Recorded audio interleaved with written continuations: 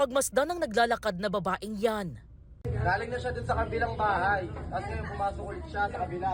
Ayun, pumasok ulit siya sa kabila. Ang dami niyang pinasukan. Ang babae itinuturong salarin sa ilang insidente ng pagnanakaw sa Pasig City. Isa sa mga nabiktima ang pamilya ni Francesca at Cyrus nitong January 20 sa kanilang bahay sa barangay May Bunga. Pumasok daw ang salarin sa kanilang gate, umakyat sa second floor ng bahay at saka nagnakaw sa kwarto kung saan sila natutulog. Humakbang po siya siguro mga 4 na hakbang mula doon sa pinto namin. Nakabukas na lang po yung kortina, maliwanag na po ang kwarto namin.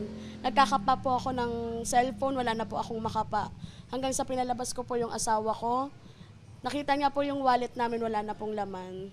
Ang ninakaw na wallet na nasa ibabaw ng washing machine, naglalaman daw ng perang budget sana nila sa buong araw. Natangay rin daw ang halos 11,000 pesos na laman ng wallet ng kanyang asawa na nasa kwarto nila. Tanging lisensya na lang daw ang natira. Ang pera, ipon daw nila pampagawa sana ng kanilang bahay. Tagal na po namin pangarap, ang bumukod. Tapos sinaglit lang na ganun. Nag-birthday kami. Tiniis namin wala kaming handa. Kasi may pinaglalaanan po kami. Tapos ganun nangyari. 6 na minuto lang daw ang itinagal ng salarin sa kanilang bahay ayon sa mga biktima.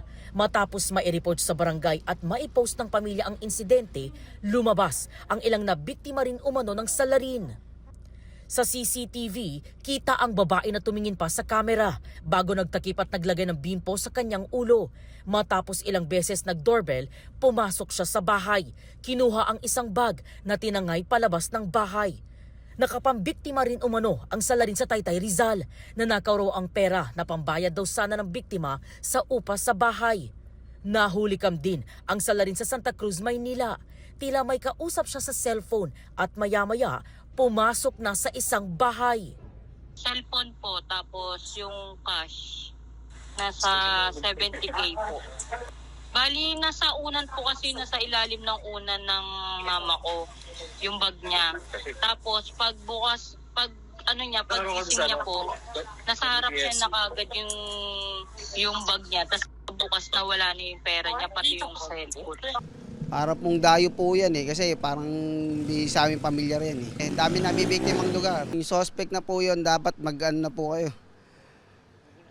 Sumuko na po kayo sa otoridad kasi hindi po kami titigil para kayo mahuli.